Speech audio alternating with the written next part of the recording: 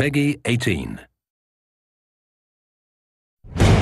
In this 4-part series, get an inside look on the making of one of the most anticipated titles in gaming history. This is Inside Assassin's Creed 3. Ever since Europeans arrived in North America, they had been involved in shipping goods back and forth across the Atlantic Ocean.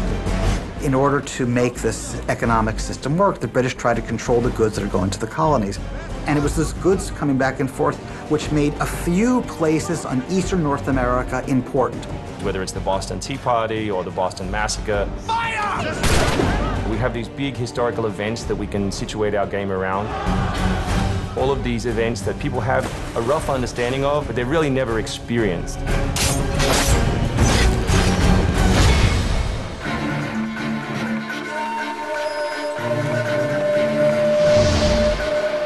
We had to go back and get our historian to find us accurate maps from the era of what Boston and New York looked like.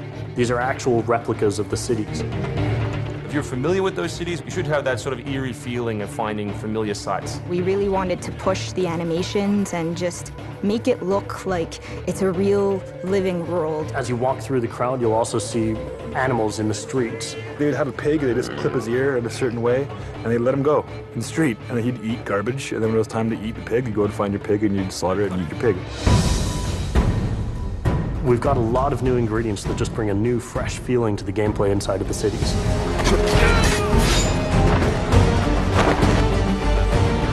We have these great new stalking zones that you're going to find throughout the cities. It's a great way for you to remain hidden from your enemies and actually be able to sneak up to them so that you could assassinate. We've got this amazing dynamic weather system in, so we can see not just the time of day passing, but also going in and seeing the same environments, not just in the summer, but in the winter as well. Even though it's a much more condensed area in the city, you actually have to be more careful. There will be carts moving past, so as you're running along the buildings, escaping some snipers, you'll be able to just dive off into a hay cart that's driving past. You'll be able to jump out of that, free run quickly through the streets, through a building, and jump out the other side. See people inside freaking out as you run past through their kitchen.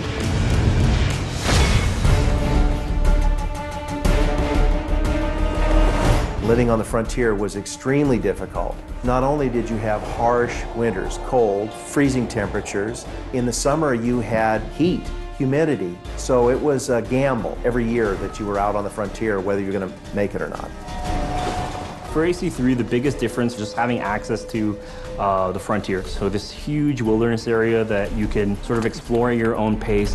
It's a forest, the navigation in very new environment and a very organic environment as well. In the frontier, you'll be able to navigate through deep snow, but also snow does impact your gameplay. It will slow down you as well as your enemies. Once we decided that we were going to build the frontier, we realized obviously we need to populate that area. So animals became a very big deal. We have over 24 different species of animals in the game. There's an entire hunting loop that you can engage in. Whenever you're building elements such as animals, you're halfway trying to be real and halfway trying to fulfill that fantasy of what people expect. One of the great new features we have in the frontier is the new tree running. Connor being really fluid and being able to navigate through the trees. The frontier is really our new playground.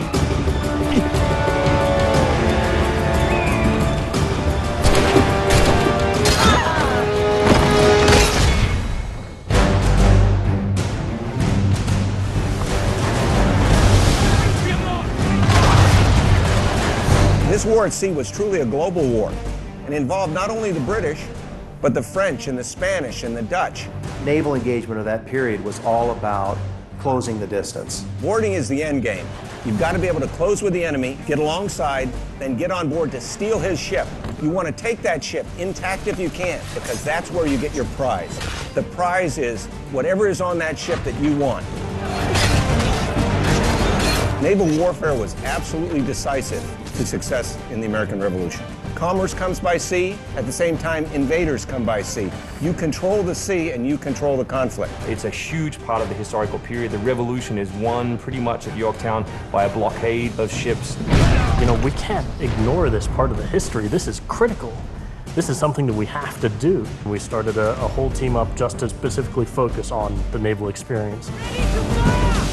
Naval combat has been a huge challenge. The technology of the wind, the water simulation has been a massive undertaking for the team. Initially, we didn't even think it was feasible because it's a big moving structure. It's a full simulation on the high seas where Connor is controlling a ship, he's controlling a crew as well, so he's kind of the master and commander on the ship. Very exciting. I mean, you are on a moving vessel that is very much part of the sea itself. This is something that we wanted to engage in and build for the game. That was a huge challenge that we set ourselves and actually turned out pretty good.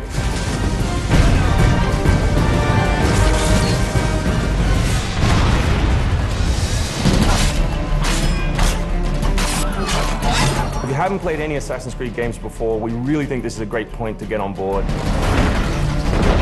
It is a new story, it is a new character.